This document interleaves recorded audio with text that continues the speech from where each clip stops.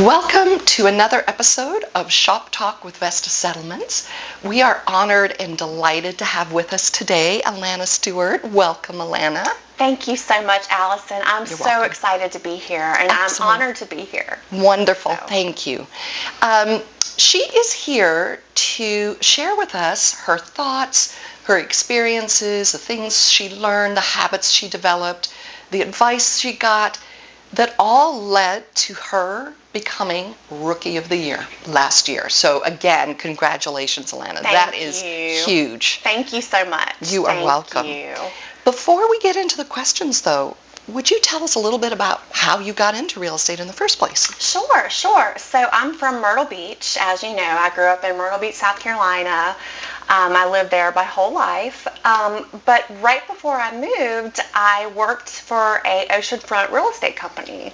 And I didn't have my license at the time, but I was an assistant. I, showed all the homes and helped people. And right then I knew immediately that I loved doing it. Yeah. So then I actually moved to Virginia. My husband's family and his job was here.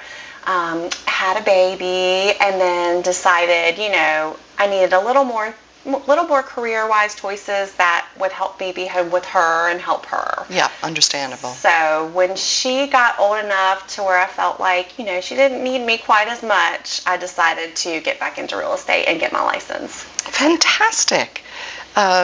I know that your clients are super happy to have you and glad that you got back into real estate. I hope so. Thank you. So, what did you do your first year that led you to become Rookie of the Year? What were the things that you did? It's so funny to hear Rookie of the Year because I'm still like, oh my gosh, was that really me? So yeah.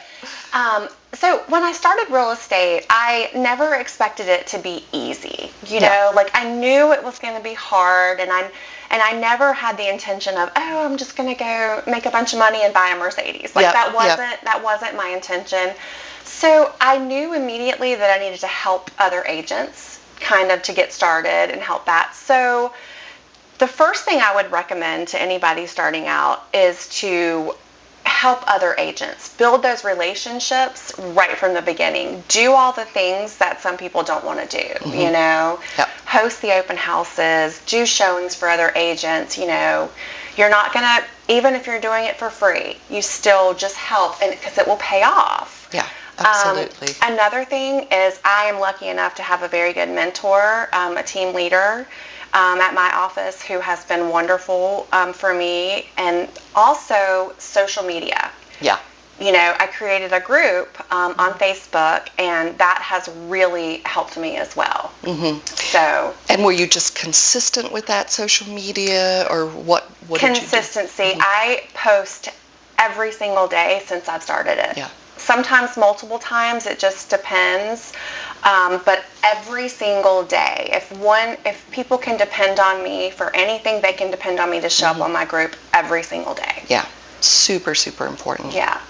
So during that first year, and even now, what gets you up in the morning? Because real estate, you've got to keep going every single day. So what gets you up in the morning?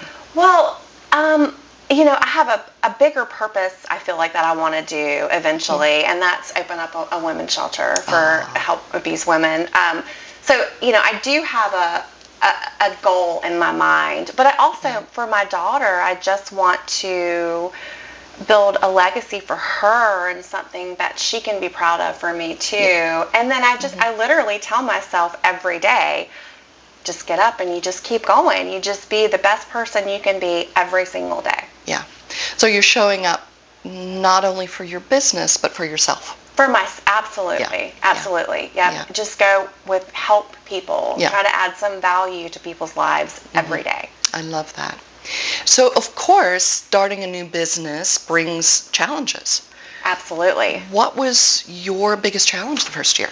So, there was actually a couple challenges. The one was finding business. Yeah, of course.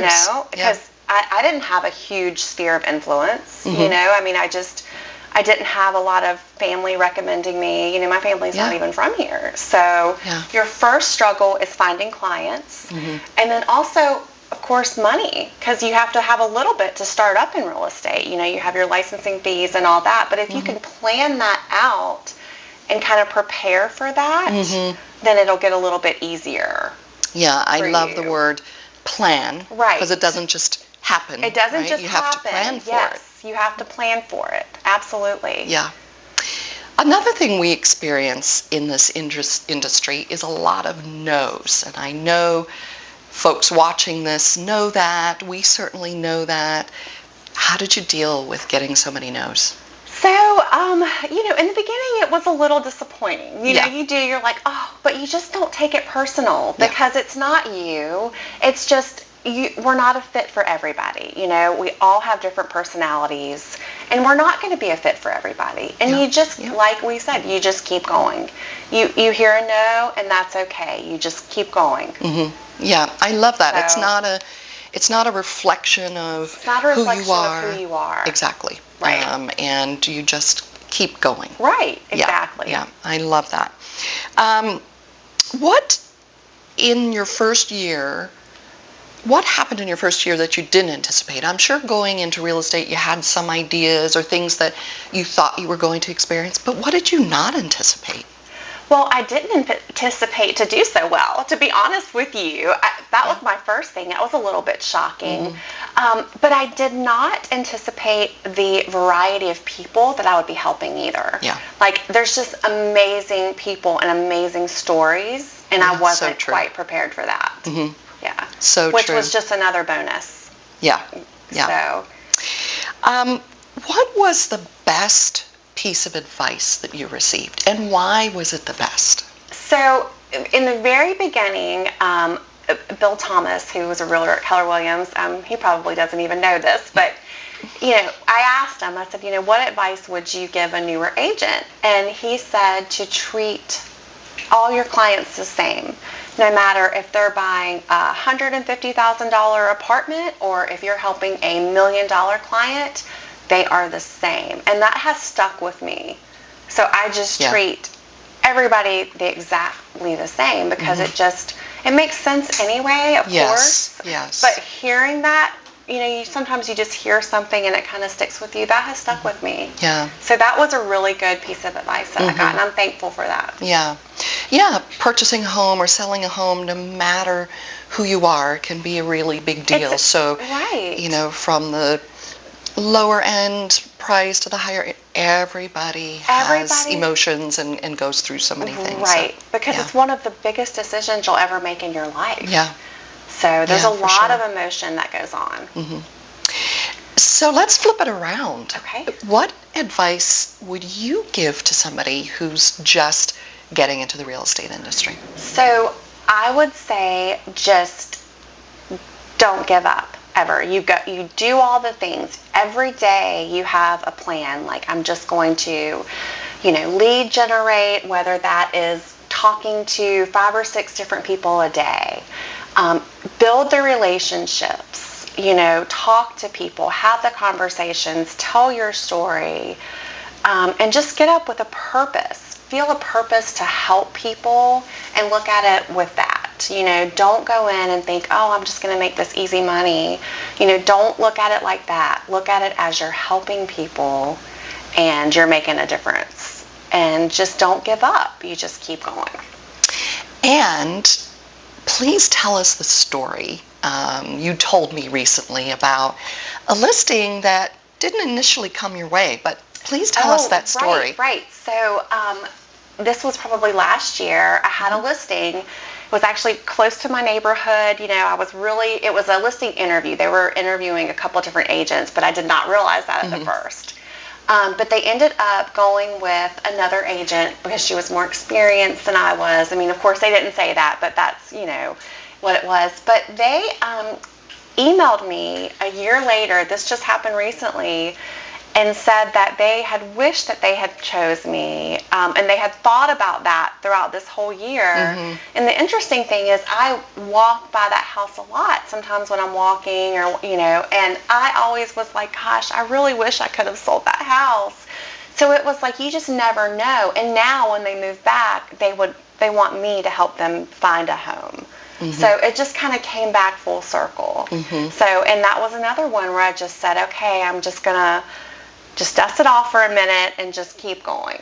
Yeah, and I think that's a prime example of if it doesn't come your way initially, right, don't give up. Don't give up because you never know. Because, I mean, it was shocking, really. Yeah. But it really showed that it just came back around, you know, even when you're not expecting it. Yeah. Such a great story. Yeah, thank you. You're welcome. So we ask our guests 2 questions. Okay. The first is, are there any books or podcasts that have influenced you or continue to influence you? Yes, so I did. A couple books. The $1 Million Real Estate Agent. That one was a really good book. And also Ninja Selling. Ah, excellent. That was really good. As far as podcasts, I usually listen to true crime. That's good too. Yes. But for real estate, I would definitely Ninja Selling and a $1 Million Real Estate Agent. What was it about Ninja Selling that was so impactful? So it was kind of showing you when you read it, and I'm kind of like this anyway, but it was kind of, you know, reading people's energy a little bit, just knowing right away, trying to pick up, tell your story, listen to them, ask the questions, because then you're kind of able to tell, gosh, you know, they're not going to be a fit for me, or maybe I'm not going to be able to help them like I should. And that will help you to kind of, you know, pick up on whether or not you think you would be able to add value to them or not. Yeah, such a good point. Not everybody will be for you. Right. And that's okay. Right. And that's kind of like what the Ninja Selling does. Yeah, I love that. Yeah. The next question is, for the remainder of the year, what's your goal? My goal is just to keep helping as many families as I can, you know, keep doing, of course, I love this. I love talking to people, keep building relationships and helping people and just growing my business as much as I can. Have you thought about sponsorships, perhaps? Is that something else you'd like to do? I have. I would love to actually sponsor like a sports team, or, you know, I'm trying, and my daughter doesn't play sports anymore, but I would love that. But I would love to sponsor and help people. Absolutely. Yeah, it's a great way to give back to the community and have folks know who you are. Yes. What a wonderful person you are. Oh, thank you. Yeah, so welcome. I would love to do that. Yeah.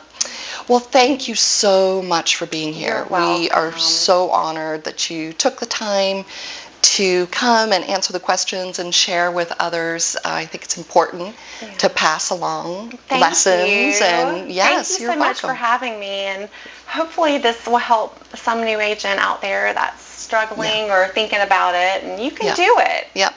Don't give up. Don't give up. Yeah. Well, thank you so much for joining us for another episode of ShopTalk with Vesta Settlements. Check out our Facebook, Instagram, and website pages for more information, more content and announcements. We're going to have another episode next month, so check that out. If you need anything, please let us know how we can help. In the meantime, stay well.